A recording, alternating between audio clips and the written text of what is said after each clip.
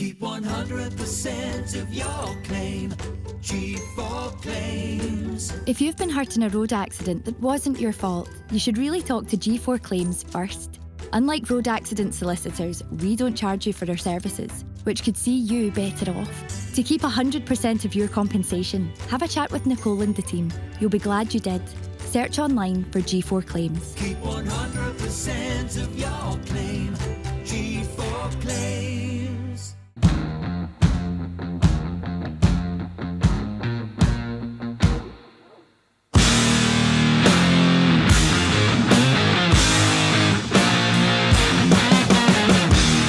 Ladies and gentlemen, welcome back to the Talk Scottish Football podcast, on to episode number 88 now. Every episode we edge ever so closer to the big 100. We're almost there, lads, as Christmas time approaches us.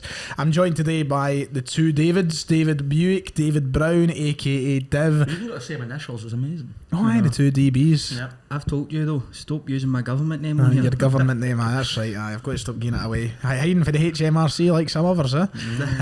Anyway, I was going to start today's podcast with obviously touching on the news that came out this week that sadly Celtic legend, Scotland legend Bertie Auld sadly passing away. Just legend in general. Just legend in general, legend of the entire sport. It was tremendously sad to hear the news this past week. I've already touched on it myself on my own channel and gave my thoughts and my condolences to Bertie's family and friends, and I just want to echo that once more on the podcast. An absolute legend, someone who, as I said, embodies everything about Celtic Football Club, a Lisbon lion, someone who will go down as one of the greatest characters in this sport, and God bless him. Tragic news, and just a guy that you've got to adore. Yeah, I've always really liked him anyway. He's one of those guys. Every time he speaks, you wanted to listen to what he'd say because you knew there'd be a cracking line in there somewhere. He'd come up with something that would make you piss yourself. And that I think I tweeted about it. Obviously, desperately sad situation, but the stories that have come out this week have been unbelievable. You can't help but smile. But the mental thing for me is the amount of people that have got their own unique story. So normally there's always like famous stories about other people. Everyone's got these little unique stories about interactions they've had with the guy, and it was like, and I said it was almost like his achievements as a footballer are overshadowed by that. But I think he'd have it no other way. Mm-hmm. Just judging by what you can see from the character, he was more a man of the people. Yeah, like a proper decent guy first and foremost, and yeah, I mean. The thing that team had, well, I mean, everyone knows what an achievement it was, Lisbon Lions and all that, but I mean, his entire career was just fantastic and probably an underrated player.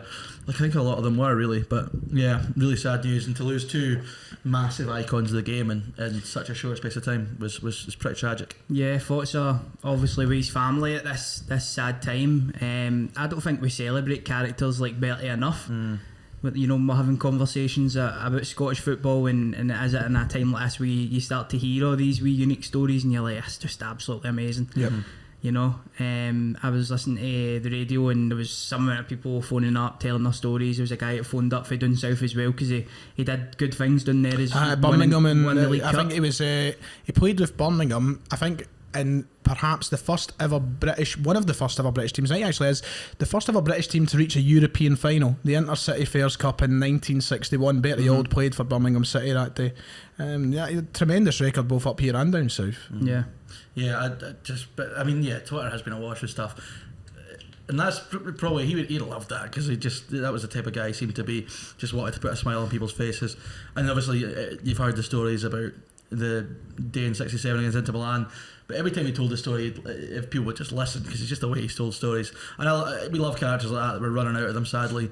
But what a tremendous guy! And again, just if the family can have any comfort, it's seeing the sort of outpouring of support and emotion and all these fantastic stories. But there was a minute's silence at Hampden last night, which was for both Walter Smith and Bertie Auld, which was brilliantly observed, as you'd expect. Two absolute greats of the game, and sadly, we're running out of them. Sadly.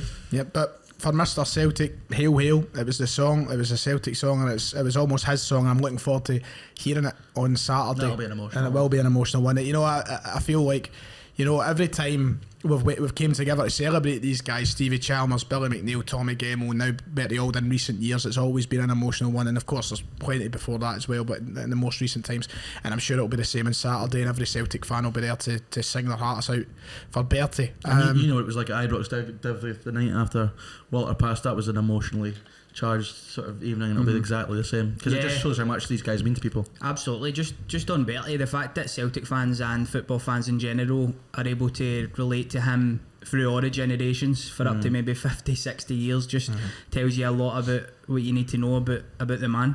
Yep. I think some of the best stories have been stuff from Rangers fans, where they've had interactions with him and he's just whipped out with something, and people love people like that, and it's the one thing that does unite Scottish football is the humour we have across all the divides in the game. But the final thing just for me on him is he as somebody said this on Twitter, and I thought it was a really good point, Bertie Auld very much embodies that whole team. You know, he was a spirit. That was what got them through. They were underdogs, they were spirits, they were characters, and that was unique, and that was fresh, and that was what drove them to so much success. And I think he embodies that. Bernard Ponsonby, obviously, he's legendary, and I think he had a fantastic quote from in the BBC the other day, and it was something along the lines of like, if Billy McNeil was the leader and Jimmy Johnson was the entertainer, then Bertie Auld was surely the heart and soul of the team. You know what I mean? He was the guy that was, you know, the character, the lifeblood, and I don't think you could dispute it. Just a fantastic character, and God bless him. But yeah, brilliant stuff from Scotland on the other hand to kick us off tonight's show, because what a qualifying campaign, by the way. Who would have thought it at the start of that group? Certainly not me. First and foremost, I need to apologise to Steve Clarke. I think all of us need to sit here. Apologies. Three apologies. Who wants to go first? I'll go first. Why not? Because we'll come back to it later on in one of the questions. I know Beans is dying to your tweets floating about and everything, David. See, we'll come to that later on, but I was in Beans' spaces last night, and Beans had the apology, because obviously he gets upset when his dad Steve Clarke gets criticised, doesn't he? But listen, what a job he's done. See, to be fair, it's incredible. And listen, when I was pretty vocal on the criticism, but we'd been in a pretty shit run, to be honest, and I didn't think for a 1 minute we would do what we've done since, and what we've done since has been unbelievable. And it proves me wrong, because he, I didn't think he was capable of making this team play the way they've played in the last few games. But they know better than me. It's been steady progression from Scotland ever since Steve Clarke has came in, and people can look at your tweets and that, and they can decontextualise it. But at that time, Scotland were It's football. Exactly. It's football. And the Denmark manager even spoke on it after the game yesterday, and the progression even from the Euros in the Scotland team. And I agree with that a lot. Like, we look like a much better team now. Post Euros, that experience has obviously been invaluable. It's maybe brought the squad even closer together, and we've added in a few extra wee pieces that just had us playing last night like fucking prime Spain. It was incredible to watch, and I was a wee bit hesitant. I said in the group chat, right, I was a wee bit hesitant, but I'm watching that first half and I'm like, I don't think I've ever seen in my lifetime a better performance against a top side. When you take everything into what's the word I'm looking for? Into account, and you're playing against they're a top side at the moment. They're in top form, and Scotland played them off the park in that first half. It was incredible. It's to fascinating watch. Because obviously we're all a similar age here. I'm 21, you're 22, you're 23. Am I right? Yeah, you're right. Got that right. So nice for you order there. So we've not had a lot of time. We've not had a lot of time, but even I went into the house today and to see my dad, and I'd seen him since the game. And I walked in and my dad was like, "You see the game, man?" And I said, "I've seen bits and bobs," because I was working for it. And he said, "That's the best I've seen him since fucking 1980." So I was like, and it's true, like, it was a fantastic performance the way we played last night. I said this, and I've made this comparison on Twitter. When I seem to be working, Steve Clarke turns into Pep Guardiola, and when I'm in overtime, then when I'm off and I'm watching, he's fucking David Martindale. Like, it's such a wild, like, sort of spectrum that Steve Clarke can provide. But since we've returned for the Euros, you're right, we've played like a proper team, we've played some proper football, and we're deserving of where we are right now. It's not luck, it's not we're not riding anything. The only thing we're riding is positivity and good form. Speak for yourself, but no riding it. Speak for me as well, to be fair. Turn your volume a wee bit down, Ryan. I'm hearing a wee bit too much. So yeah, obviously I was well. The most thing I was critical was the timing of the new deal that it was given before the international break, two international breaks ago. But it wasn't like I was Steve Clarke's shit. He's been a disaster getting so far to. I was. Well, no, because I'm joking. there were so many positives, and even at that time when I was critical of him, I think I've said this openly on the show, we were in a much better place now than we were when he took over, and that's emphasised by, if you look at like 2.5 years ago, that Kazakhstan result, and it's the tweet of they go chasing a fourth, and last night it's we go chasing a third against Denmark. But I think the biggest thing in terms of how we've done recently is the midfield, and finally getting that's the midfield three, and it doesn't change no matter who you're playing. That's the midfield three. We look so organised in there. Those three are just fantastic. They complement each other so well, and having that area of the park like solidified as that's what it was, because we saw it a little bit with Jack and McGregor, and when they got a run of games it started to look good. Then when Jack got injured it was a little bit up in the air, who goes in there, McTominay, does he play, and we had issues in midfield. Now it's just so solid and everyone knows what they're doing. I think the rest of the team are feeding off that. And you're right, we've added, I mean, Che Adams has just been brilliant over the last couple of games. Dykes has just been unbelievable, and there's just so much to be positive about, and we'll come on to it again later on. One of the questions I think is about the preferred 11. We'll come to that later on, but there's so many good issues over the pitch there. If you remember before Clark came in, it was shit, who's going to play up front, who's going to play right back, who's going to play centre half, now it's who's going to play up front, because Dykes is flying, but so is Adams. And then Christie was brilliant last night. Does he get in? Who plays at centre half? Because you've got Souttar, you've got Henry, you've got Hanley, you've got Cooper, McTominay, Tierney. So many brilliant options, and even right back, like Stephen O'Donnell has been criticised, and I've defended him, and I'll continue to defend him because I thought he was very good again last night, and he tends to be in these big games.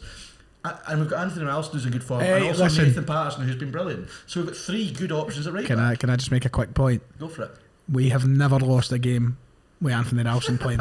just playing saying. left wing back as well. Imagine you were told that. Never lost with Anthony Ralston playing. Will be playing left wing back. Do you want to like dive into now the game itself? Let's talk about Scotland and Denmark. So you two have seen a lot more of it than me. I did see the vast majority of what I could of the 90 minutes, but I still didn't get a chance to sit down and enjoy the 90 like you guys did. The vibe that I'm getting from that first half performance is just out of this world. Out of this world, It was very clear for the get-go that Scotland wanted to get after Denmark. They wanted to get in their faces, press them high, and just force them into errors, and they done that right for the get-go. The amount of set plays that we ended up getting was scary, and it looked like from the get-go as well we wanted to go for that deep one into the back post. We'd obviously been working on it, and every single corner I thought looked very dangerous. It got to a point where the ref, I thought, started protecting Schmeichel for fouls that were not occurring. You know the way that goalkeepers go and they get overly protected. Happens in England all the time. Absolutely, and it eventually paid off with a goal. And before that there was even some really nice passages of play. There was one I remember when I'm talking about prime Spain, where we just passed it out for the back triangles. It was like fucking Pythagoras theorem, mate. Honestly, I saw Daily triangle in the middle, and it comes out to Christie in the right wing, and he just outside of the boot plays it to Andy Robertson, the 2-on-1 overload, and it's a nice wee 1-2, and it's unlucky to be honest, but it was just beautiful football. I'm just sitting there like, we are fucking brilliant. It was gorgeous. I don't know how many corners we had. It must have been about 8 or 9 in the first half. 8 or 9 in the first half, mate, because it was well over 10 in the match. So good, and then every time they got the ball, we hounded them and we pressed them and we won it back, and then when we got it we played in tight areas, which I've always been critical of Steve Clark's team. Sometimes I think we were too reliant on going long to Dykes straight away, but this is the thing I think Gilmore's helped the most with. Gilmore will take it in a tight space, but then that makes McGregor think, shit, I can do that too. McGinn takes it, spins somebody, and we're off. Christie as well. And we were just unbelievable in the first half. Everything was brilliant. Our shape was great. Our organisation was great. They had one decent chance that Vass hit and it went just wide. But a block from Cooper as well. Yeah, in front of that one. And again, just the first half was unbelievable. I tweeted it's the best I've seen us play in years, that first half, and it was just unbelievable. And that's what the squad is capable of. But I know we obviously had great nights against France, for example, but it was a different style. It was a different performance. Yeah, it was get everyone behind and just hope for the absolutely best. And that was probably our best way to win that match, but this was just total football. So it was great. There was one guy that I wanted to talk about. So there's so much to talk about. Like we can generally talk about this game alone for the next 45 minutes because there's that much to unpack. But in the first half, there was one guy that I just want to talk about, and one guy my dad couldn't shut up about today when I spoke to him, and that's Che Adams. Just unbelievable. And you could see it from the start of the game. You knew his moment was going to come because he was working so hard for it. Vital that he got that goal against Moldova, though. That because he's been needing it. He got the goal against the Faroes, obviously, a few months back, but he's been needing another goal. And I thought he was really good against Moldova. he probably should have scored more than he did, but he got his goal, and he was just unbelievable last night. Like, he was just strong, he was powerful, he was quick, he used his pace, he got in good areas, he held up the ball well. He just was fantastic. He was like a man possessed. He was unbelievable. He used every single one of his abilities to these attributes to the best of his abilities. We've seen it in glimpses for Scotland.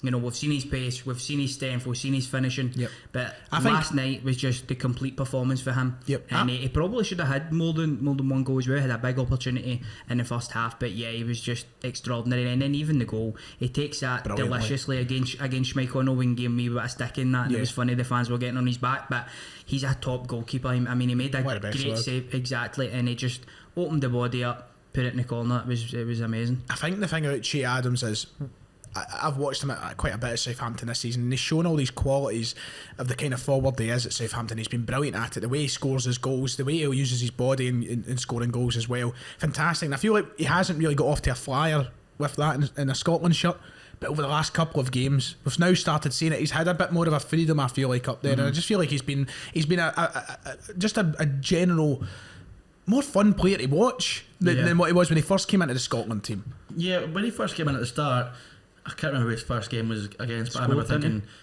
did he score in his first game? Yeah. He scored against the Pharaohs. Was that his first game? I believe so. Yeah, right. I think he scored a couple in his first cup, and then he No, kind of. he only scored one before that. He scored against the sure? Pharaohs. Yeah, I'm pretty sure he only scored one. Could be wrong. Moldova Maybe was his fact check second that. goal, I think. Double check that.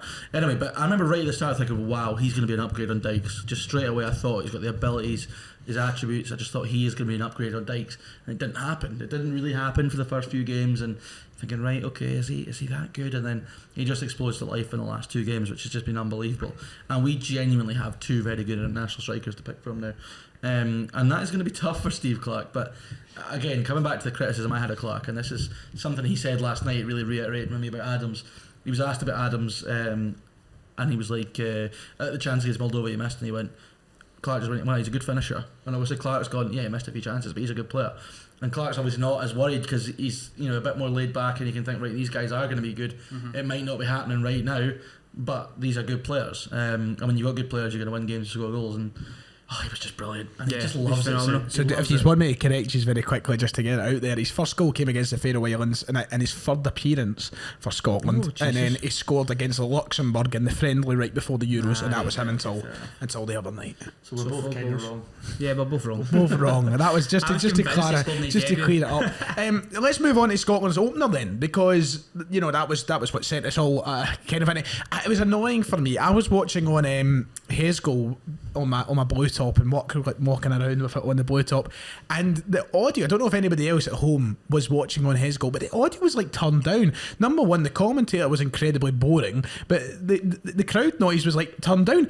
When the goal went in, I was like, the commentator was obviously not in a studio. He was in a studio. Yeah. I was like, are we celebrating the goal? It just felt like nobody was celebrating that Hamden when the goal hit the back of the net. Yeah, how was the atmosphere last night? You were there. Phenomenal. Like, people who's like, Hamden gets a lot of stick, but see when it's full for a Scotland game, it's unbelievable for an atmosphere. Place was bouncing last night, and that first goal is off the training ground. I've mentioned it earlier. They tried it a few times. I think Souttar said that in his interview.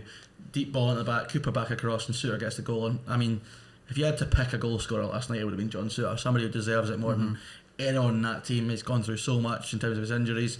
We've never really doubted how good a player he was. He's come in this season. He's been brilliant for Hearts, and I thought his overall performance last night was fantastic. But it's a really good header because he comes back across, and the most important thing to do is get it low and get it down because the keeper's not saving it then, and he puts it in past the defender on the line, and it was just pandemonium behind that goal. I was right behind the goal there. It was just unbelievable. And what a start. I seen a great tweet, and it was for a Hearts fan, and he was talking about as he was running up, Big Soapy they called him, didn't he? As he was Adam was running up that. to celebrate, it was like, please Lord, do not do a knee slide here.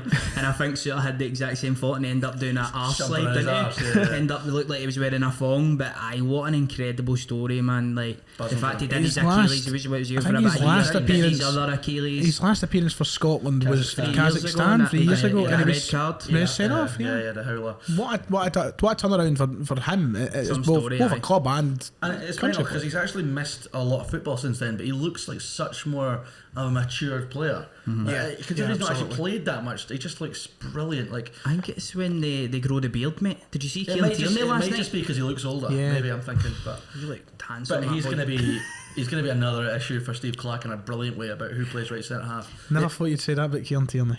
Listen, something you can appreciate. I know you got it when your country's flying. You've got to love it and You just embrace need it. to love them all at the moment. I know. I was doing on the Friday night when we played Moldova.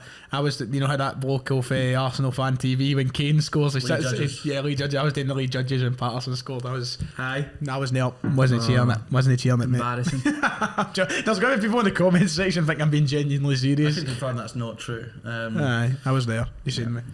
But yeah, just brilliant for Souttar, great goal. And we probably could have been more up at half time. The Schmeichel save we mentioned earlier, but to get in at the break, I'm thinking, fuck me, we just need to not concede 2 goals, and then we're probably going to See, when we went at half time, my automatic thought was, okay, it's now going to be backs against the wall, we're going to be fucked, we're going to be pinned in. But I didn't think that. I did. That was my first reaction. I was like, okay, this is going to be brutal to Because watch. I just thought if we keep the ball, we'll be all right, and we've done that so well. Now the start to the second half was a little bit. It wasn't backs to the wall, but they had a lot of the ball at the start of the second half, and we defended unbelievably well. Yes. The shape, the way the players know the shape, and it was just fantastic.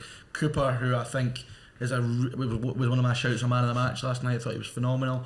And considering him and John Souttar, I don't think they've ever played together before. No, They look so comfortable. Because here's the weird thing about the back three, right? I always still think about it as 2 centre halves because I don't really think of Tierney. In a weird kind of way, I think of Tierney as kind of his own thing. Yeah. And then you've got like the 2 centre halves beside him. And as a 2, I thought they worked brilliantly because when we have the ball, Tierney tends to be up here and you end up more with a 4.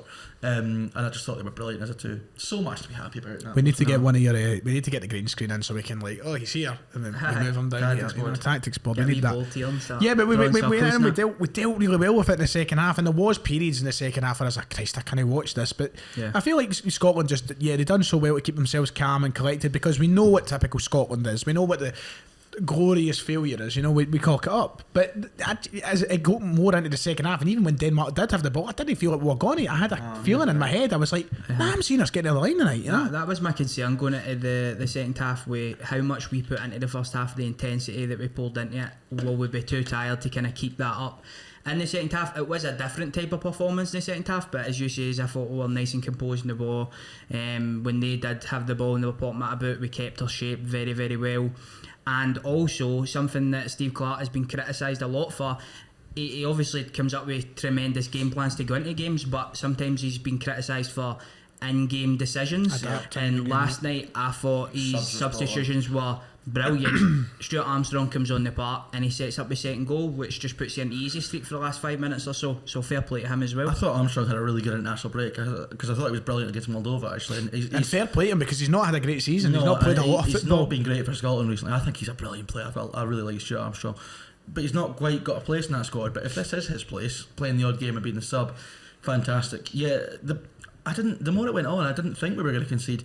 This is a really interesting thing for me, and it shows the development of this squad. That game last night was very much similar to Serbia. If you think first half, phenomenal. You're brilliant. You're really creating chances. You're dominating the ball.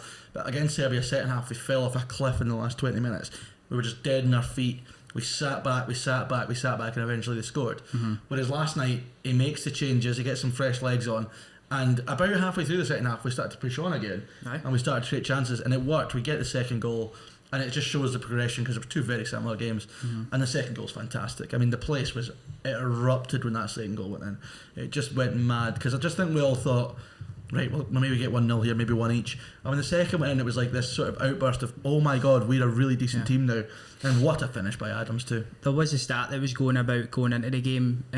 Denmark had conceded 1 all qualification, so we've went and doubled that in one game there. So that was even against odds. And then I was even looking at, I went back, I looked at all the results, and it was something like in the last 33, 34 games they'd only ever conceded twice, and that was against Belgium.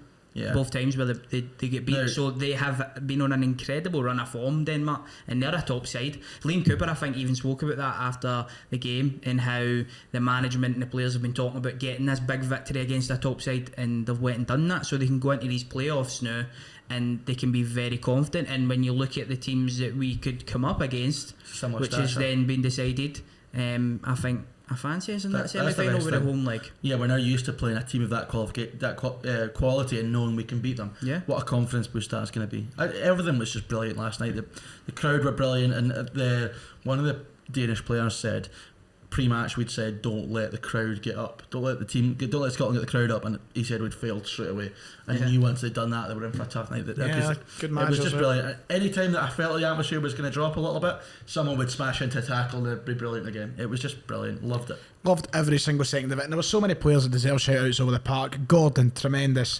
What a save that was. Like the whole team. Souttar, Cooper, Tierney, O'Donnell, Gilmore, McGregor, I thought had a massive class in the middle. Brilliant. Because it was given offside, but the VAR would have been onside. What a save. Robbo, McGinn, Christie, Adams, everybody. There wasn't a bad player on the park last night. You watch Robertson and Tierney, and I think we're getting used to it now, how good they are. But it's mental how good they are. You look at Robbo and you think, he's best country's best ever player. I think in 2021 he's been Scotland's best player for me, Andy Robertson, because he was incredible in the Euros. He was unbelievable in the Euros. He's been brilliant since, and him and Tierney as a two are just frightening. The quality they have, and yeah. Should we tell the story about last night? No, well, I think we should save it for Christmas. Save it for Christmas, aye. Yeah, Christmas show. Aye, Christmas show's Letting the cat out of the bag, are we? well, there's nothing that really directly involves us, to be honest. Nah. It was what I was telling you before we started recording. Oh, did you tell him? Aye. So we'll leave it for Christmas. Have But Mel this to is going to that. be a Christmas special. Also then, lads, good transition into the fact that we've won the game, which now means we are seeded. Yes, Which of puts course. us in a plot. I've got it here. Oh, we're going to do man of the match shouts first. Oh, we're gonna going to do give that him a man of first the match Before we shouts. get on to the right. next stage. I'm going. Never got the brief. I'm going Liam Cooper for my man of the match. Man of the Oh, match. Cooper, aye. I'm going to go Shea Adams because I thought he needed a big performance for Scotland, and that was it in abundance. I would go for Anthony Ralston. Just thought he was absolutely tremendous on his debut for the country. Yeah, but he did well, and so did Scott McKenna when they did one. In all seriousness, I'd be going Shea Adams as well. That's who I'd be picking. And And Stephen it could have O'Donnell was went to brilliant. a number of players. I thought the midfield three were Just just outstanding. sensational. They all had one of their best games in a Scotland But shirt. I that thought genuinely is McGinn a- was just like, what you do? Oh my It's a God. top class midfield three, like a fantastic It's midfield elite. three. Oh, See my that God. one at the end We when tweeted it, McGinn it's starts elite. doing the fucking roulettes and that in stoppage mate. time. He's just taking the piss. Taking the piss at It was point. class seeing him with the captain's armband on too. And that was the other thing. You looked at our bench at the end. We had fucking Robertson, Tierney, Gilmore. Who else went off? Just like our bench just looked amazing at the end. The players were subbed off. The quality we And have. the players there we is just- didn't bring on. Yeah, I know. It's just it's so Happy delighted. days. So delighted. So CD teams. yes, we're in the seeded teams. We're in them. We're there. There's some big names, boys. Oh, Christ, there there is is. some big We're names. sandwiched by the last two Euros winners. Exactly. Joining us is Portugal, Italy, Italia. Russia, who are a good side, Sweden, who Good are a side. good side as well, and Wales, They're a good side. who get a draw versus Belgium to get Kiefer them in Moore, there. by the way. Kiefer Moore. Yeah. Unseeded, so this is obviously Who we can play. the teams we could play in the semi-final. Austria, North Macedonia, Turkey, Poland, Ukraine and Czech Republic. Yeah, some So decent sides there. tasty games in there. The only team in that unseeded that I shit myself thinking about is Poland, and it's largely just because of Lewandowski and what I've seen him do to us Yeah. before at Hampden.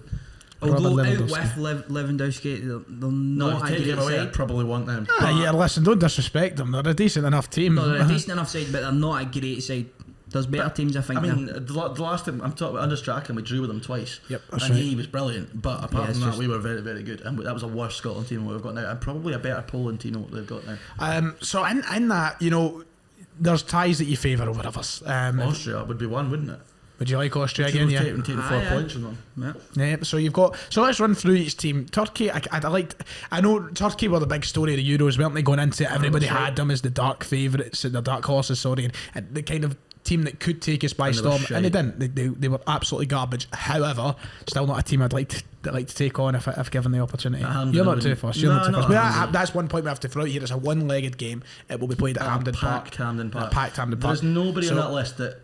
Turkey, Packed Hampden, I don't Turkey. think we can beat. If we were I to agree. put them in order, you want North None Macedonia. of them are better than Denmark. You want Macedonia first.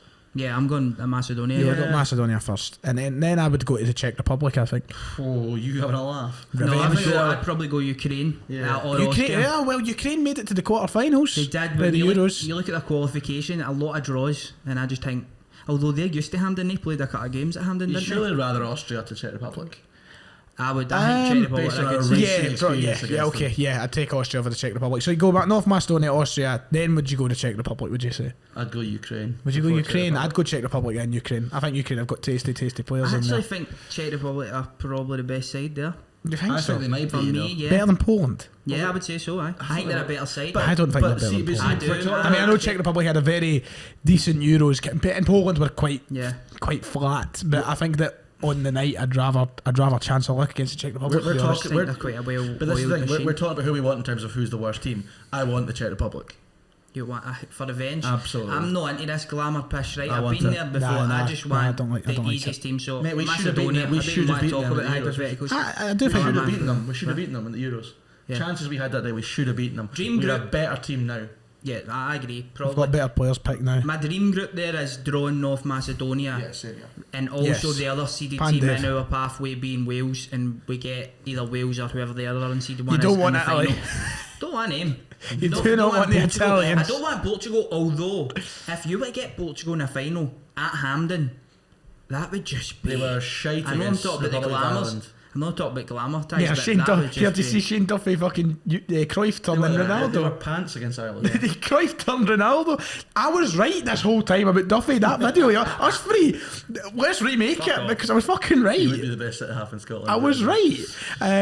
Oh Christ, the season he's having. So I think we all want North Macedonia, but I am. Before we move on to the next, talk about actual club football and such next, I'm not getting over my head about anything. I still kind of feel Still like it's gonna going be to be. I think it's a hard task to get to the World Cup. Scotland it was the He's first loving it, time. but- It was the first time in 90 years that they'd won 6 games in a row. They now need to go and win 8. In our lifetime, I think they can do it, but it's going to be hard. in our lifetime, It's going to need to up build up. until last year, we'd been in one playoff.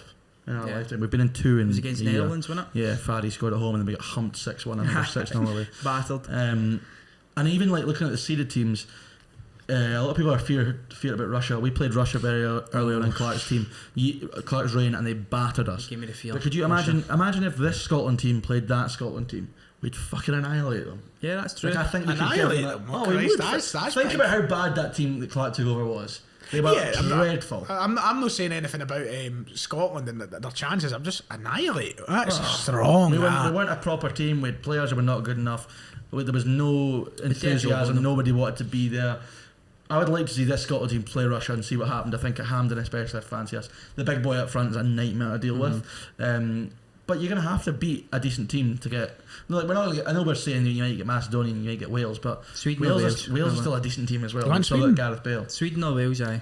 Like Now that I think Zlatan about back it- playing for Sweden. Just anyone Good. but Portugal and Italy for me. Yeah, I don't Yeah. want them. Not Two Italia. Not Italia. Nah. Please don't. We've got to get there first. But the thing is, if we meet Italy, at least that'll be the kind of the thank you. You know, Yeah. oh, thank you for fucking saving the world back in the end of July. You know, that's nice of you. Speaking of revenge, just get Alan Hutton in for that one and just fucking Aye. play him at right back and he can get his revenge for Aye. that night in prison. Good one. Well- Does any of you want to try and break down No, how it works? no. Break down how it's what easy, works. is it not? Go One for it. one semi-final, then a final. Yeah, there's some people asking on Twitter so about how it works. it's a one-legged semi-final at home, which we've won the right to be at home So- because of the seating. because we are seeded. And then the final is against another team who's won the first semi-final, and the You want the me to read out the venue- technical? The venue is determined by a draw, A draw, yeah. which is So there'll ridiculous. I be- think. Scotland semi-final I don't- against one of the no, no, non-seeds that's will be at Hampden on the 24th or We'd be 25th of fucked though if they March. did like But imagine, rankings. but do it on like the result of the semi-final. So do it on Yeah. like goal Just flip difference a of the coin or semi-final something like we do for the quiz. That's mental though. Like that's such a Just a draw. massive thing, and they just It do is. it randomly. Or a neutral venue.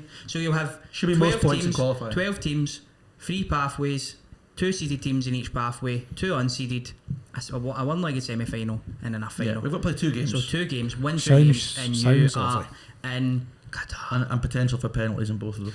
I'll take the penalties in both Fucking of give them. me penalties right now. We are sensational at penalties. And Oh, just aye. get Kenny McLean on the pitch. But then again, I'm hitting one day your luck has to run out, and I don't want it to and be Craig that Gordon's way. not very good at saving penalties. He's not- despite the I- fact Although he he's, saves he's them. in good form the last Despite 18 the months. Why did Ian Crocker hit out with typical Craig Gordon? Craig Gordon doesn't save Typical penalties. Craig Gordon that making brilliant saves. He doesn't save penalties.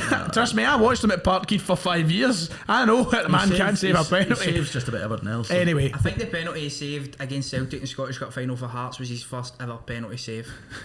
yeah. Genuinely, I'm sure the Does give you commentator a said feel a little that. bit. Have we got like a Tim But Krul then we if you can look at sub that, on? that's 2 penalty saves. David Marshall, get him on the bench. You know, slap him on. Listen, Right. stranger things have happened. We've got so much to talk about. 33 minutes into the show already. So yes, Scotland will be back in March. The big Celtic fan that I am is just excited to have club football and a nice wee run now. But Scotland coming back in March will certainly be an entertaining Club football one. was on at the weekend. Oh yes, it was, and it was. I mean, where do you want to go first? That begs the question. Do you want that's mad. The fact that you got to celebrate Scotland and Dunfermline What in a Scotland. weekend You know, that that's just that seems. It's the nice. happiest I've been in a long time just because of the football at the weekend. How sad is that? Oh, it's sad, mate. So we've got a choice here. Do you want to go and head over to the games that were played, or are we going to talk about the search happening over in the West End of Glasgow? Yeah, whatever. Thistle after a new manager or something? I've been spending my full day Is it west or tracking planes. west or south? Southwest, Southwest. I would say. Sauce. My favourite sauce in Subway. That. Good sauce. I'm a sweet chilli man. Sweet Have you been flight tracking all day? I've been flight tracking all He's day. been at the airport. Skiving. I was there. He's like Actually, Francis, I had but- the wee man's GoPro and the wee 360 rig. Francis Bourgeois. I had that going. Didn't see him. Didn't see Van Bronckhorst. I think it's been. Did you see Ronald Koeman? Nah, the fuck. Oh, Ronald Koeman? He's no anywhere. I believe Gio was obviously number one target. Still, there was two other guys interviewed. Not Frank Lampard. Not Ronald Koeman. Do you know who? Not Derek McInnes. Not Derek McInnes. I don't know who the other two What were. was it actually? So But this like actual but news? 100% wasn't a Frank Lampard. It wasn't a Derek McInnes. Right. I know that for a fact. Gio was the man. It seems to be like they're in advanced stages. Everybody was tracking the flights today because they thought he was coming air to basically sign the contract or whatever. But a guy who seems to be in with Rangers, not Chris Jack, does a lot of stuff on Rangers. Did an article actually no long before we came here, basically saying Gio didn't travel back with in the private jet. It was just Rangers representatives, and he'll be waiting on a call tomorrow to decide. But it seems to be Gio Van Bronckhorst, and when you look at the man's CV, you know, not just as a manager, which is impressive, but as a player, he will demand respect, and I think he'll get it. Knows the and city. he fits. He knows the city, he knows the clubs. He's got 5 major honours at Rangers. So he could literally go in And his an medals. ET to go with it. Go into his medals, boys. Here you go. World Cup runner-up. I've got that. World Cup runner-up. Euro And, 2008. yeah, and the captain Holland in that, Remember that goal? World Cup final. Euro Aye. 2008. Against Uruguay. Fucking disgusting. Yeah, What a it finish. was. So he'll demand respect and he'll get it. And also, I think he fits. He's the guy I want. He plays a 4-3-3, and also he's played in leagues where he doesn't have the highest budget, and he's kind of. Well, I know winning trophies at Rangers isn't against the odds, but Celtic still have the highest budget there, so he kind of needs to play with that. So just to look at Gio Van Bronckhorst very quickly as a manager, you know me, I like to do my reading and get my stats out there. Won Feyenoord's first league title in 17 years back in 2017, I believe. He left them in 2019. He believed he wanted a new challenge, but alongside that league, he won 2 of the cups as well, domestic trophies. And yeah, he's... So where's he been since? China. That's it. He China. went to China and he took over. I can't remember the name, but I think it was one of the top sides there, and he left due to all the COVID stuff. Yeah, he was manager of decided to leave. Guangzhou. Yeah. So he is the Guangzhou. standout candidate. Absolutely. I think they could do better. You're do you? Aye. No, you don't believe Nah, that. nah. I think as a Celtic fan, I think it's a strong appointment from Rangers, especially because when you look at the managerial market just now as a club like Rangers, there aren't a lot of options out there. So you're looking at having to go to a football club and take someone from a football club, which Rangers are not in the greatest position to do right now. So to go out and land Van Bronckhorst at this moment in time is some pretty stellar business. So you're saying Lampard wasn't one of the ones, and fine, but did you not think as soon as he turned in the Norwich job that it was because he thought that could be my job, having seen what Steven Gerrard Yeah, did? I think he was interested. I think that's the reason why it was in the media, because he would obviously had somebody at his side putting it about, but it was confirmed by the club that he wasn't in the running. He wasn't as part of the 3-man shortlist there, so it's very interesting that hasn't leaked the other 2 names. I know it is. Stuff at Rangers Although has tended Rangers to leak. hate recently, in the last 3 years. I suppose, yeah. It's fucking watertight at Rangers in the last 3 years. And the only reason that Gio Van Bronckhorst was known to the Just he public wanted it and is he made it because known. his agent commented on it. So Yeah, I mean, it's going to be really, really interesting. They need to get it done pretty quick, though. They don't want this to drag on towards later. Are in you the week. becoming an impatient bear? no, I think it'll be done in the next 24 to 48 hours. How are you personally. finding it? Because I thought it was horrendous. I've had to do it twice in the last 4 months. And it at was least yours awful. didn't come to a combined I'm time of finding it- 100 days. Yeah, awful. I'm actually finding it fine because we are linked to a guy like Gio Van Bronckhorst and we're in a commanding position in the league and such. It obviously was a massive shock with Steven Gerrard leaving and so quickly. And I've just went through the runner, man. Honestly, the emotions have been here, there and everywhere.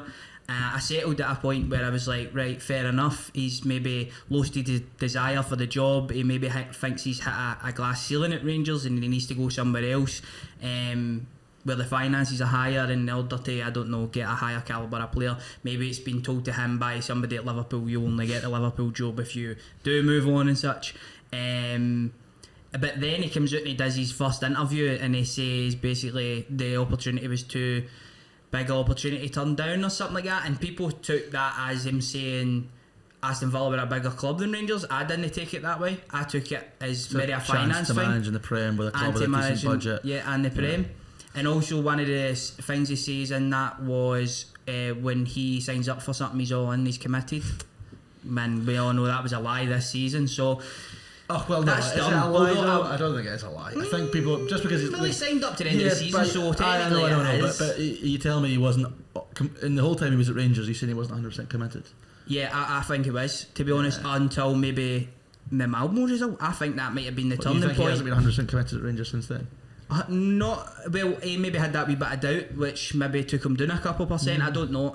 With the character of the guy, you look at his career and all that. Obviously, he was a Rangers manager, so he wanted to do the best for him. But he did do press conferences where he was talking about Rangers will only progress if you continuously reinvest in the squad. So, and also Rangers had to win that Malmo game, I think, to then reinvest in the squad. So I think that was maybe a turning point, and maybe the players even seen that. I think first the Rangers in the summer it was a bit of a rubbish summer for Rangers, and there was two things that I think they expected to happen. One, I think they expected to sell somebody, and two, they expected to be in the Champions League. So that is a lot of money that should have probably come in the summer that didn't, which then probably impacted on the fact that he probably didn't get maybe as many players in as he would have liked. I don't think he was happy with that. I just don't. And you can understand why, but at the same time, if you're not happy, Stephen, don't get beat off a 10-man side at home in Europe. Do you know what I'm saying? Yeah, I know it's what you're saying, mate. Fuck off. Right?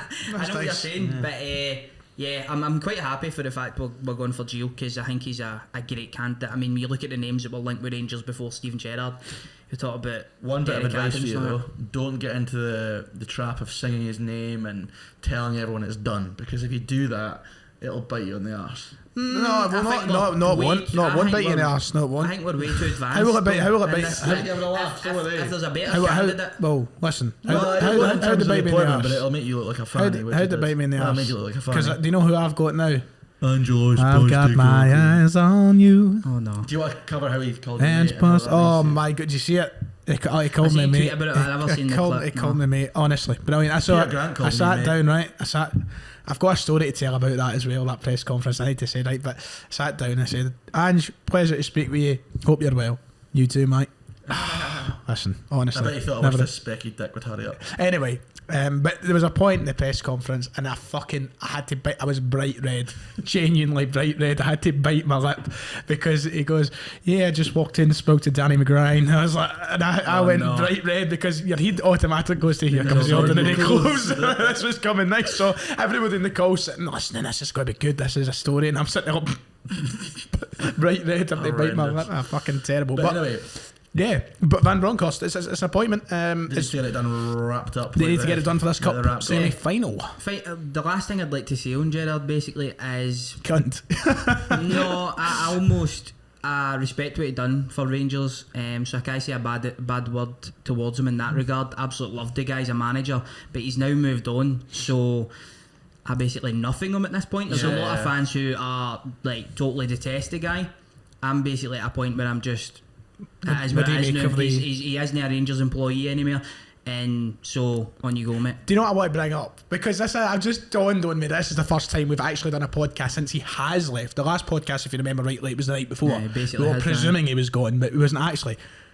Why do so many Rangers fans have fucking cardboard cutouts of Steven Gerrard? I was just everybody got them during the what did he need a pal during COVID? He fucking talked to him. Everybody got Steve A.G., Alfredo Morelos. Everybody was running about with the Mad Dog bottles with Morelos on them. But why the cardboard cutouts, man? That's just a laugh, isn't it? Do you see the guy? There's a lot of them. There is a lot of them. Do you see that guy? Like, I'm feeling sick, Gordon. I've got my cardboard cutout.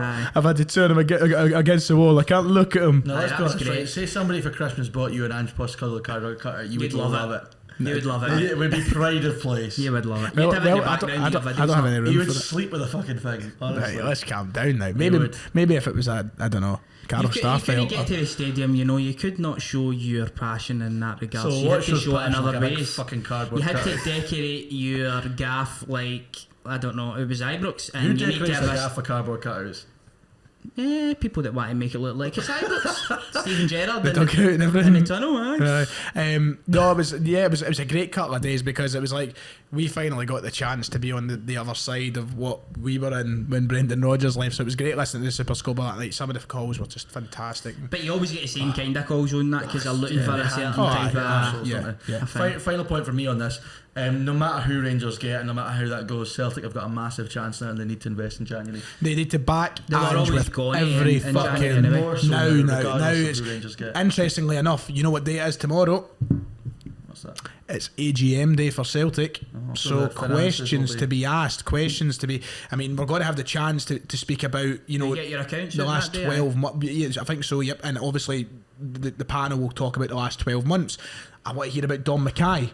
What happened? I want to hear about Nicholson. Is he acting or are we getting a CEO? I want to hear about the departure of Neil Lennon. Why was Neil Lennon given £500,000 even though he resigned? I thought it was 600,000. £600,000 even though he resigned as Celtic manager.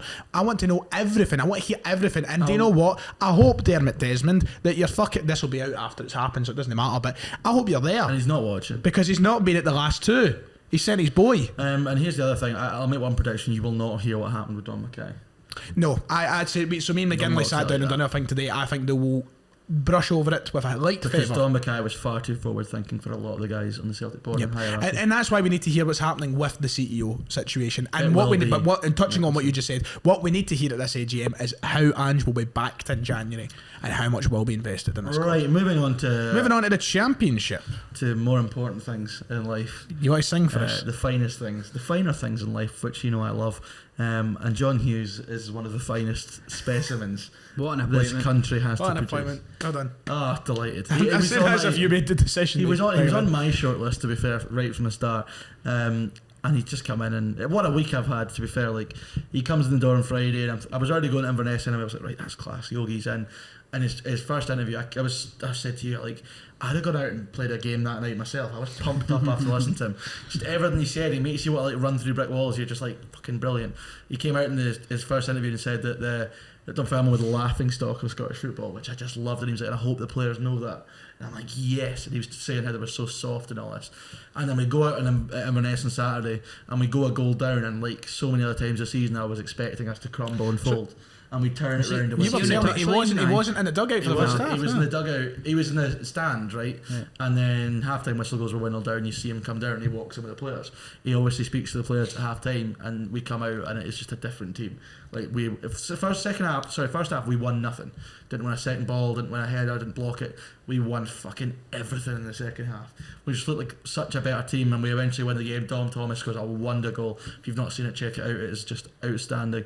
And we win 2-1 in the end. See the angle that the analyst was looking on. I seen that on Twitter, and you really appreciate the goal a whole lot more. Whittaker knows it's in as soon as it's left his foot. Absolutely, he takes it past a few men, and it's just delicate What a right goal. into the far corner. Yeah, What a and goal. then a lot of the post-match stuff, the players and Wits and Shieldsy have said that like he didn't go in and give a big speech at half-time. We just went to a couple of players and said a few things to them. But a lot of the players said post-match, we didn't like being called soft. Yeah. We didn't like that, and they were nothing but soft in that second half. And I think we'll go on a run now. I really do, because we've got the quality in that squad, and it doesn't need a massive change. It just needs a bit of belief, a bit of confidence instilled, and the fans have bought into him straight away, Yeah. singing his name constantly on Saturday. We can't wait for this Saturday.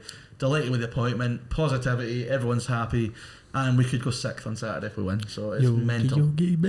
Oh, he's just- I mean, Does it not he's make you brilliant. sit down and think Peter could have done it? He could have He would turned have it. been beeling on Saturday. He could have turned it round. Imagine being him, he'd be raging. All I had to say was they were soft. That's it. You soft cunt. He made That's it. himself, that's the problem. That's all he had Yeah. to do. But no, it's a tremendous result. As you said, the opportunity now to go 6th is, you know, if you said that a couple of weeks ago, I know it was all about just getting a couple of results, but it was, being It's realistic. A couple of weeks ago wasn't going to happen. He came in and acknowledged the fact that we're now in a relegation fight, and when you do that, and when you acknowledge that, and you make it siege mentality, you've immediately got something to fight for, and it's us against the world. Fuck everyone else. We're going to start winning some games. But you do look at the league table and the championship, and it's utterly bizarre. You've got like the top 5, I think, or the top 6 on is it like 24? Yep, 24 and then it's like above 13, is it not? Yep, for RS. So it's like it's 2 different leagues at this moment in time. So the They're playoffs broke is away. a long, long way off. But stranger things have happened. But again, we've got to take it game by game. The thing is, Ayr you've at got to home win. Ayr at home on Saturday, followed by Hamilton away, is 2 big games. You can go and get 6 points there. You're flying. There's something to build on. Is this the longest you've had to wait for a win in a season as a Dunfermline fan? Yeah, in my lifetime, definitely. Yeah. I think. Because even last time we were in the Prem, we started off brilliantly. And then we didn't win a game for months after that. But yeah, it's been horrible. But it has been absolutely horrible.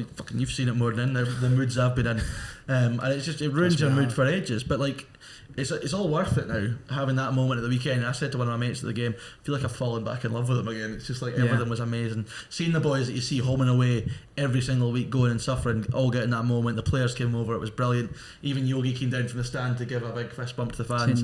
It was fantastic. And just having hope is just brilliant, and I can't wait for next Saturday now. I think that it's also, has there been details in the contract how long it is? I don't know. Probably I think a it's, year, no, I wouldn't think it's just end of the season, Is it? and then kind of review it. Because I was going to say, like, he's the he kind, wants to be there for the long haul. he's the though. kind of manager who's a great appointment for getting. I think he's the guy who could take us back to the top flight. Yeah, I so really do do. So I think it's a fantastic appointment from Dunfermline, and they've got that one right, and they've looked at it. I think even if it is a contract from now to the end of the season, I think that they know deep down that obviously this is a guy who can be here for the long haul. Yeah, it's going to be interesting. Ultimately, you've got to keep us up straight first and foremost, and then go from there. But he said himself he wants to be there for 10 years. He doesn't want to leave. But Yogi's great in that he makes the players feel loved and he makes them feel great. But Yogi himself is somebody that kind of wants to be loved at a club as well, the kind of personality he is. But he's just infectious. Spoke to a couple of players and they were saying he was just unbelievable when he walked in the door at training, and they couldn't wait to get started. I'd imagine training's been brilliant the first couple of days this week. And yeah, it's so good having positivity back, because now the crowd will be up, the players will be up for it, and it's brilliant. When you're at the lowest of lows, you appreciate the highs more. So will it be Whittaker and Shields as yeah, his they're gonna assistants stay on. still, and coaches? From what I can understand, there was the club did try and get somebody in as his assistant. But that somebody didn't want it, so I don't know. But he seems quite happy with that. But Shields and Whittaker are not the problem. Just because we've been rubbish, and I say it to a lot of people. Kennedy and Strachan. Kennedy and Strachan were shite last season. Now they're brilliant. Do you know what I mean? It's easy just to pinpoint these guys. Well, you know what the key is? Have you seen Strachan nowadays? He's a handsome looking guy with that haircut. He's got a fade, does he? Oh, he's got the fade now. He's got his lap. No, he's upgraded to the iPad. Oh, He's in the iPad. He's a trailblazer. They're not doing it now. See down in England, you see the way Daniel Farker was sitting the other day. I know, but you can't say that now after all. You've seen Some of him the shit- pillars last season. Oh, no, he's a legend. This eh? is the thing. How is Some of the that? shit you see about like that. Have you seen the Man United women's manager on Twitter? His interviews. Yes. He's talking about like zone 14. This is and bad. it's horrendous. This That is guy bad. obviously thinks he's amazing because he says Yeah. these fancy words, and he keeps throwing his players under the bus. Who the fuck does he think he is, the wee arsehole? I thought, right, I'm off He to- is. He just needs to have a fucking day And he off. thinks he's the big guy, and he thinks he's so fancy. So what has has he said? That somebody passed the ball for? He was talking about zone 14 and all this sort Sounds of like a stuff. film, doesn't it? But he Aye. keeps blaming his players as well. It's never his fault. It does my head in. Football's a simple game made complicated by idiots. Yeah, that just goes back to them being overcoached though, and thinking that they need to Do you know say what I things want like to- this and coach like this, and it goes back to the youth right now. And I've players never are getting been fucking overcoached. I've never been a viewer of A View from the Terrace. I've never really sat down and watched it. I watched it a couple of years ago and I wasn't a massive fan. No offence, in case any of them happened to listen to the show. It is brilliant. Happened to- But I had it on the other night and it was fantastic. A really good episode of the show. It was really good. But it had a special guest on. Special guest was Davy my Martindale. favourite man on all of Earth. My favourite, you know what, Davy Martindale. He was on. And Fucking love that guy.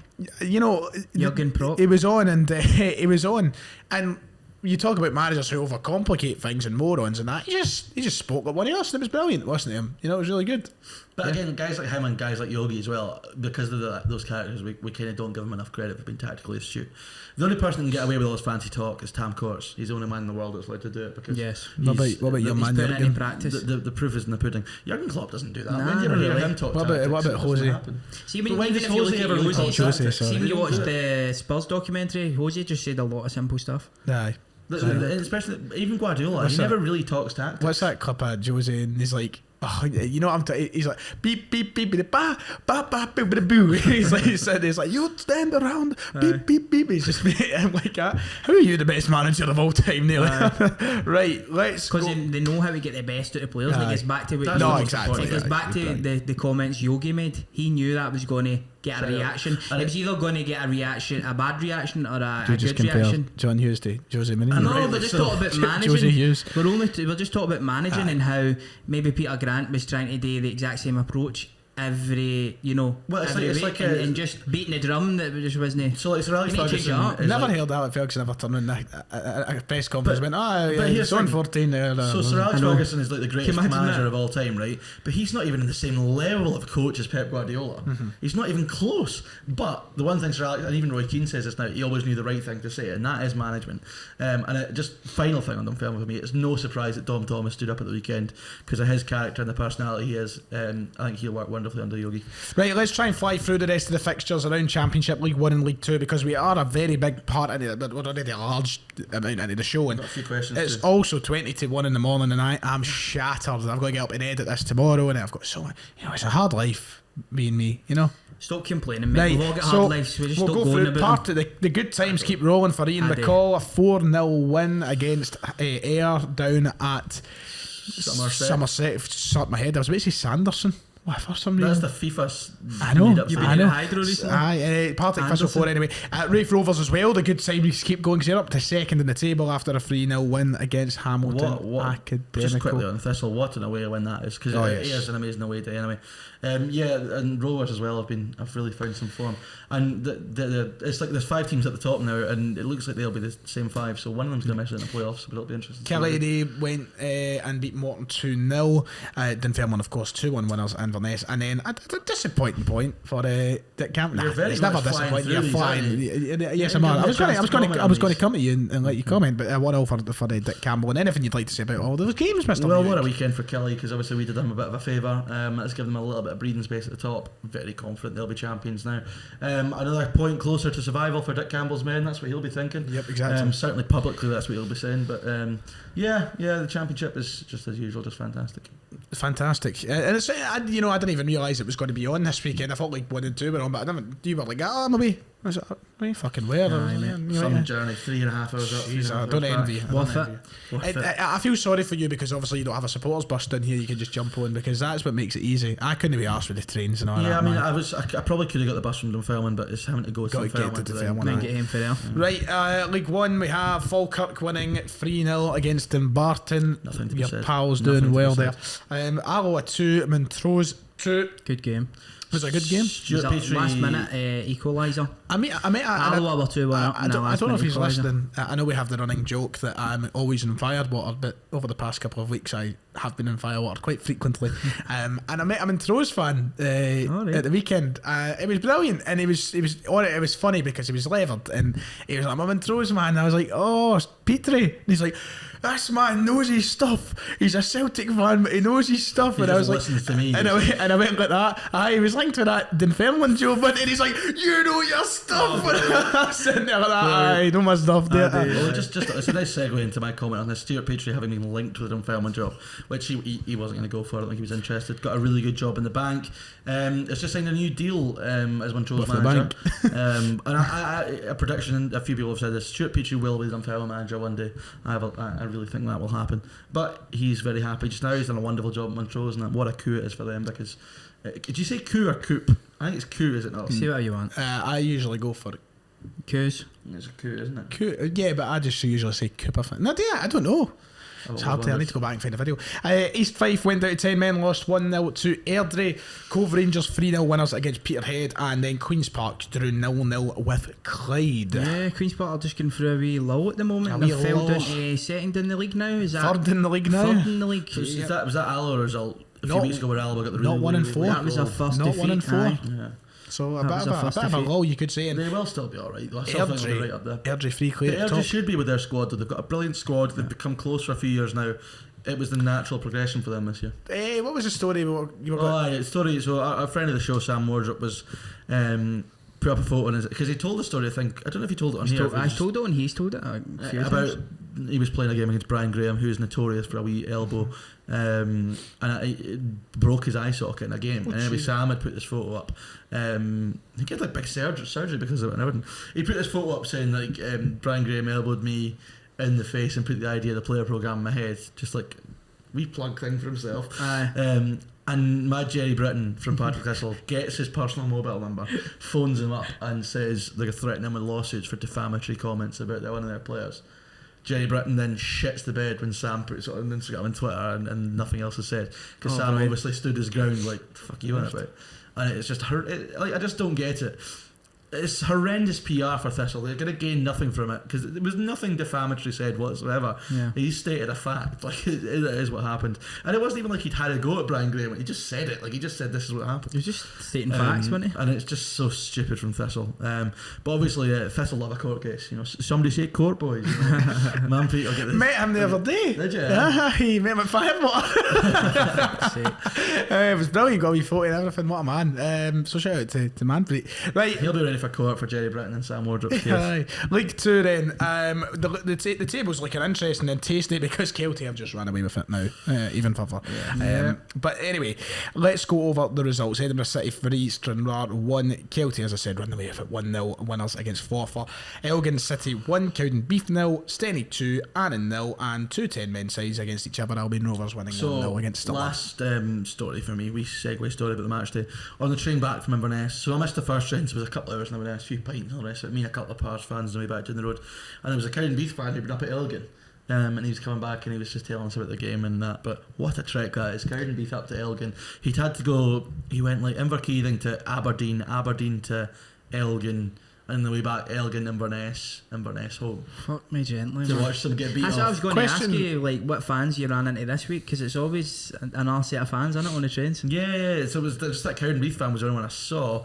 Who else did I see? I think that might have been it. Nobody watching the Celtic Thunder this week? How far north have you ever? How furthest north have you ever been, Div? Me? Aye, because I just feel like there's so much of this country that I have not seen. I've seen more of England than I have of Scotland. I've seen quite a bit of Scotland, to be like, fair. Listen, the furthest north I've ever been is I think it must be Perth. That's embarrassing. It's embarrassing. That's central Scotland. Hardly north, innit? That's the furthest embarrassing. north I've been. It's Fife's not above Perth, is it? No. Exactly. So that's I've Perth. been to Well, Inverness. Fife is. I've been to Inverness. Inverness. That's probably the furthest north I've been. Aye. Yeah, I mean, Never been but further. even me, to be fair, I've not been that far north. I've been like, Dingwall's north of Inverness. Have I been north of Dingwall? I don't know. You been to Thurso, mate? No. I've never been up like to the You ever proper been to top. John O'Groats? You been to John O'Groats, mate? Have I been to Ullapool? I might have been to Ullapool. I'm not sure. But it's Don't even know half these places exist. No, I do. I've seen far more England than That's Scotland. what Gary Mackay Stevens is for, I'm sure. Is it? Thurso. Ah, A surfing Gary town. Mackay freezing. surfing town. Aye. Fucking hell, Brian Wilson writing some of his songs That's over where he there. got his practicing in, B. Mackay. Stevens. Aye, for the Kelvin. The Kelvin, aye. Chilly. Right, let's go through the rumour mill before Div takes it away with the questions for today from the Q&A section of the show. We have no quiz, sadly. That's rumour mill. So, yeah, you hate the rumour mill push. There's some good stuff in there. You Little do sun the questions, newspaper David. Well, I like it. So anyway, let's have a look. Ronald Koeman was obviously one of the big things that, but we've kind of talked about a lot that. of shit, Apparently Frank Lampard never on the short list as well, as we'd already kind of discussed. There's not actually too much in here today. Celtic being linked with Danny Mandrew, I think it might be pronounced. I'm not sure. Shamrock Rovers midfielder. Neil Lennon. Oh yeah, did you see Lenny? Out and he's raging that people don't want him. Look, he's always raging. You know who would take Neil Lennon? Rangers. And I would welcome it. Rangers. I'm a celebrity, get me out of here. Yeah, that would be quality, See by the the way. lineup that get announced, I seen it on TikTok. Spider and I'm on, like, fuck me, man. Spider on him, get off me. I was trying to come up with my Terence Bauer would 12. have to shut down for a fucking 2 weeks. Or Neil whatever. Lennon was on mine. Like, can you imagine him on that? I'm a celebrity. That'd be great, wouldn't it? It would be. I mean, as much as I Aye. hate him nowadays, it would be some It'd laugh. be some laugh. Steve Keen's back. Yes, he's the new academy director. at Birmingham. Back in Scotland. Well, back in football. I've not heard of him since he was at Blackburn about 10 years ago. The He went chickens to on the park. Malaysia or something and He was part of lost it or the. what? I'm sure he went over to Malaysia or Indonesia. He won the league numerous times or the.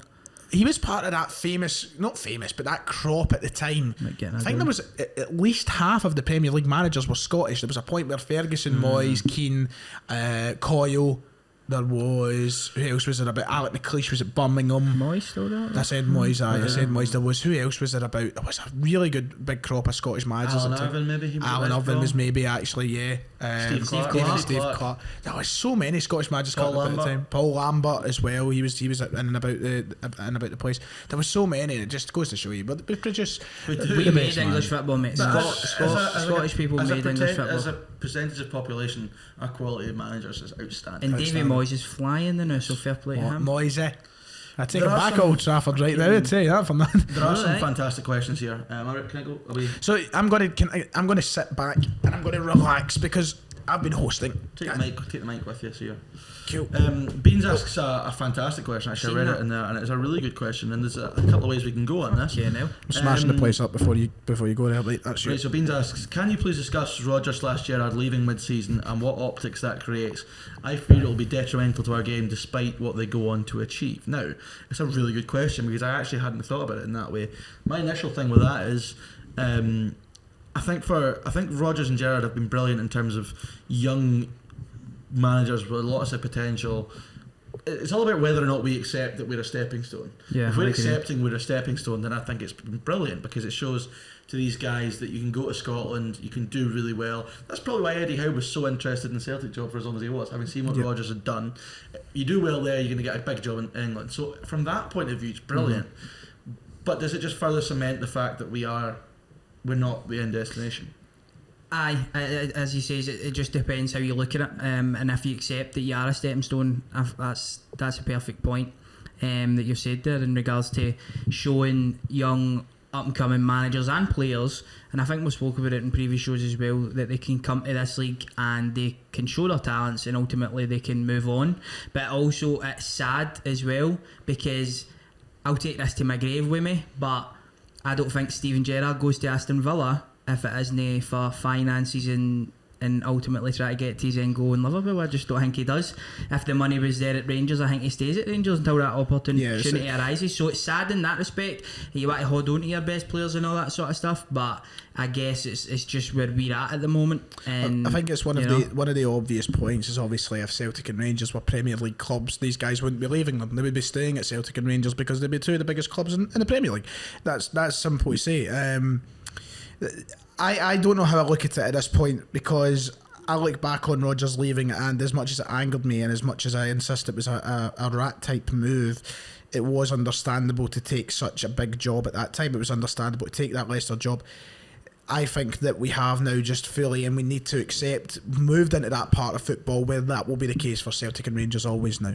And it's sad, I don't like that, but that is Celtic and Rangers now.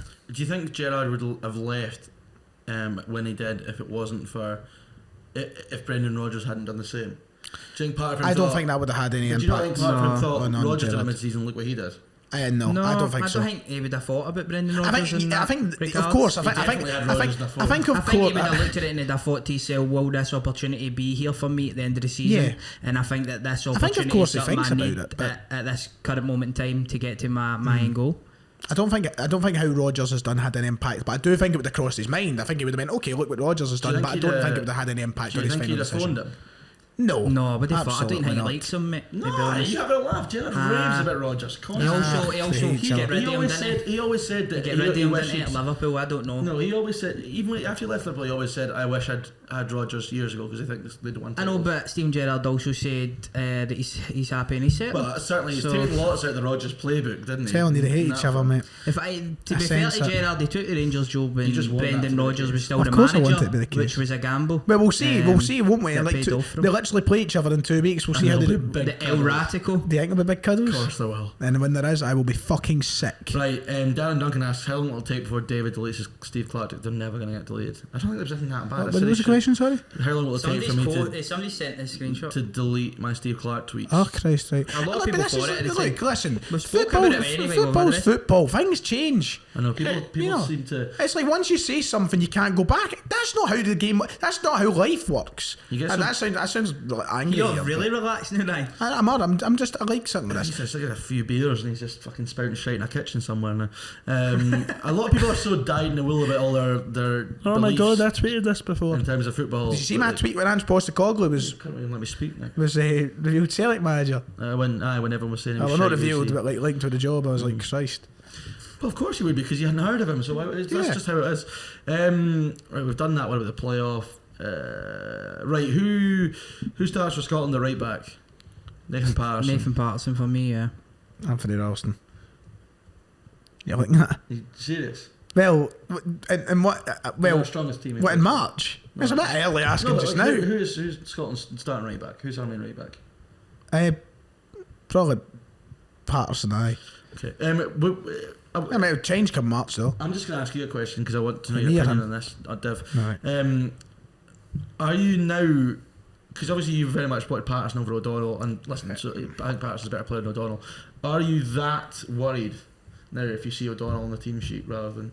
Because I No, think recently he's because come onto a bit of it. Because he is what he is. He played in, I think, 9 games in the qualification stages, Yeah. starts anyway, and more often than not, he hasn't disappointed. Mm-hmm. I know that his club form hasn't been great this season. That probably warranted him not being in the squad, but that was just never ever going to happen. But for Scotland, more often than not, he's been really good. You've got to give him credit for that. Him coming in for the Denmark game, I'll be honest with you, I felt alright about it. I wanted Patterson obviously to play, but I wasn't Suspended, sitting there right. like He was absolutely suspended. shitting myself and thinking to myself like, oh, he's going to get ruined here today.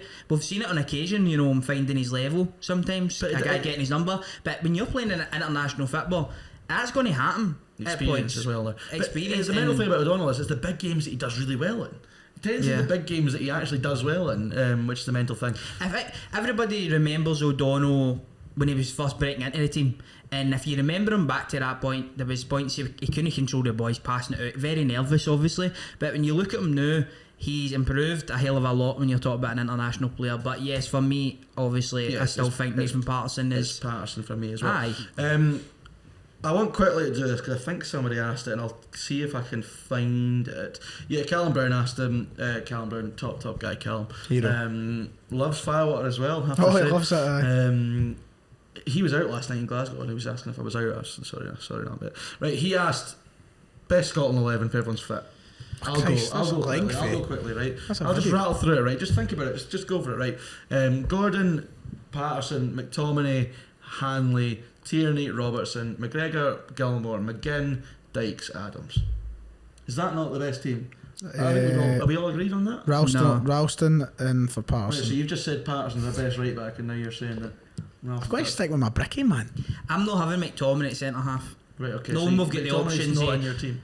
No, So not at you're the going moment. Henry Hanley. Who was your two up front, Dykes and I would, need Adams? to go, Adams, I would need to go Henry Hanley, but Okay. it just goes Henry to show Hanley. you what a good place we're in at the moment. With the 'Cause you fact could go Souttar as we've well. just took Souttar in and You could go Cooper. he's been absolutely brilliant, and It's he broke amazing. Cooper in. So The I options just we think McTominay sometimes. Maybe in the smaller games you play him at centre half, but he can sometimes get found out as a proper. And you put him in the middle. You look at the guys he's up against and the kind of footballers they are. It's very tough. Although I love McTominay, I think he's a brilliant player, but We've talked about this a lot. Doesn't he It's go to my team? Big problem for Clark. That is aye. I'm not even going to ask you about this because you're too relaxed for this kind of No, what do you mean? question.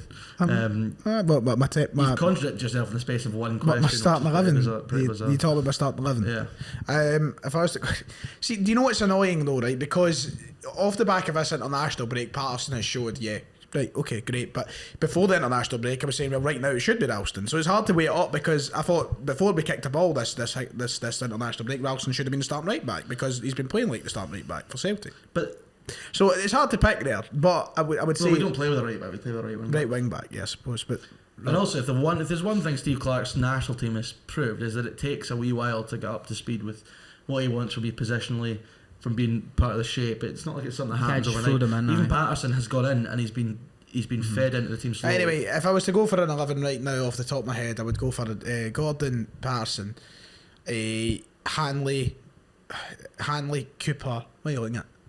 Okay. what are you Are you going? playing Cooper right to the free? I'm not putting it in order. I'm just saying Hanley, You need to Cooper. put it in order. I thought I was to go through it. Quite fuck you. I'm not doing it. Because he's made an arse. How have I made an arse of You're it? playing You're Hanley playing Cooper centre-half at right on centre half. Saturday. Aye. Cooper's left foot. Is he playing right centre half? I don't know. It's like when we did not really a video thinking. years ago, right? It's And his fucking- entire back line was all left foot. It's one in the morning, and I still won the Although poll. there's a scary amount of And I left, still won the That's the fucking scary thing, poll. there's I a still scary won amount it. of left footers in the Scotland squad. It's weird. I know that you don't agree with that would be your team, but I think that is Clark's team. Yeah, probably. Aye. Yeah, which is Yeah. the good thing because he definitely knows, I think, what he thinks his best 11 is. Why we put the questions away, there's more to come. Who makes the League Cup final? Celtic and Rangers? That's No. got to be in it. It's got to be the No. shout. Oh, you're just being annoying now. St Johnstone and Rangers. Johnson Hibs. I think St Johnstone have got a. I would Nah, piss I don't my know. pants if it was St Johnstone Hibs. They're just the cup specialists in it. And then Jack Ross to And bottle St it Johnstone again. just pumped them. That's quite happening. Isn't it? When is the bronze statue of John McGinn's arse going to make its appearance? Once we get in the World Cup, as soon as possible. it's getting commissioned. It is No. Once we get into glorious. the World Cup, it's getting commissioned, mate. Best Scotland player over the last year, I said Robertson. Oh, John But it is, McGinn. I would probably go is with Johnny. McGinn, isn't it? John McGinn. I'd go with McGinn. John I'd McGinn. give him it for his post-match interviews just Yeah, alone. they are brilliant. Did you watch the commentary video? with McGinn No and fully, McLean? but I've seen clips yet. So good. When When he he calls softer than jammed on out at Greg's. I love He him. calls Ollie McBurney the Bradford Batistuta, which I thought was very good. Where are we at now? Yeah, I think we've done everything. Thoughts on my tweet? Have you seen that tweet? Remember? No. This is a tweet everybody's on about, by the way. Just read it out. I said there's no date on this, so there's out of context. Remember when I was hounded for raising my concern about Steve Clarke after the Euros? That was a good laugh. Should never, in full caps, have been given that new deal. I think everybody said that though. When I tweeted that, I should have said Most. Half the beans. at this time, because that was my big thing when we said it in the podcast that he shouldn't have been given it at that point. Yeah. If he was offered that new deal now, I'd be thinking fucking yes, give him he a deserves 10-year it. deal. Yeah. I'm fucking sharp. And final question from Conor Mitchell. Shut up. Final question: which SPFL player do you think would be most likely to survive a zombie apocalypse? I seen that and I already have my answer. Tony Ralston. Mine would be Fashion Sakala. Fashion Sakala, really? Yes, because I'm thinking pace, mate. That's Aye, what but I'm that's thinking. that's not how you athleticism. survive a zombie apocalypse. And he How is do you fucking survive? being a bricklayer, is it? Well, you could build a brick house using your utensils. I don't think it'd be. Utensils. Yes. Yeah, He's utensils. in there with a fucking colander making bricks. What are you up to? Why did you pick a colander? Because there's kitchen utensils in there. Right, go tell us how. I think that the smart option for surviving it would be Morelos. He's an ugly. would eat the zombies. He's an ugly bastard. Nicer looking than you, no? That's a good point. Aye. Wow. You scare him away. Who would survive the zombie apocalypse? I don't know. Actually, that's a good question. Mine's just fashion for the fact an athlete.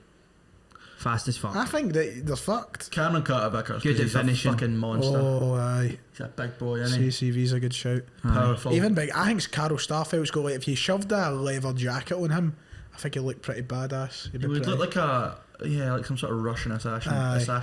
Even though he's not Russian, but you know what I mean. He just have that look of it. Joe Hart maybe. But he would just start fucking spraying them with Give me the fucking ball. You fucking bull. That's a good question. That takes time to think about. But I'm shattered. I'm doing. I'm going to drive you up the road, Davey. It's alright, Devil got me a lift, it's fine. I'll stay here overnight for the next podcast coming in. Get steaming. Get steaming. I suppose I could. I could. It's good. But it's a Play good- PS5. There's PS5 out there. Aye, that's Oh, right, yeah, aye. we give him a FIFA before we go. You taking the piss? Nah. It's a bit of a night for me. Could well be. But I'm brilliant. Sure. I mean, we don't have a quiz today. Well, shame. Sadly, I completely forgot to ask about one, so we Right, don't have. you're all over the place. We don't have a quiz. You are a shambles. How am I shambles? Right, go Geezy or Scotland 11, go.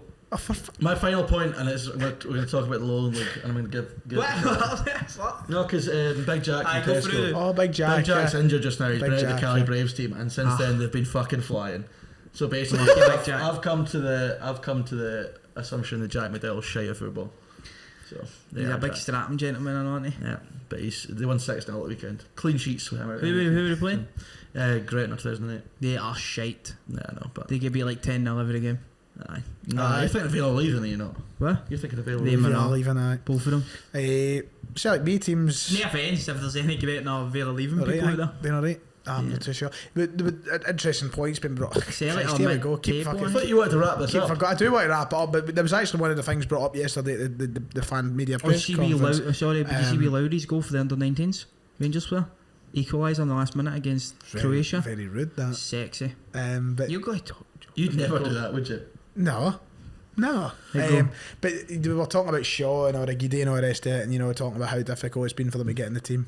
So you've been, is that Is the point? that it? Aye. Wow, that was jobby, Christ man. almighty. Do you wanna see It it? was utter Do you job. want to see more? Check out my channel. No. I But- send this. But that's it. That's us at the end. David Buick, thank you very much. It's alright, man. What's your next trip? Yogi's at the wheel. At the wheel. Yogi's at the wheel. David Brown, thank you very much. Stop it, the fucking taxman's watching. I won't see you till. But that's me. I may as well. I won't For be on. fuck's Oh no, sake. wait. I will be on He's TSA. retiring. Ryan 118 away. Aye, that's me. I wait Germany next Until the week. next show on Thursday. I forgot about that as well. So You're an arsehole. Right, thanks. Likes and subscribe. Likes and subscribe. this show was going so well until the last couple of minutes. See you later, man. Toodaloo. Cheerio.